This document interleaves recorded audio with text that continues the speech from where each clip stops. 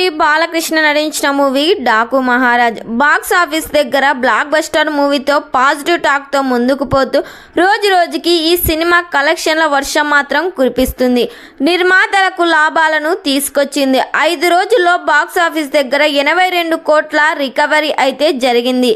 AP తెలంగాణలో 5వ రోజు బుకింగ్స్ కూడా బాగానే జరుగుతున్నాయి.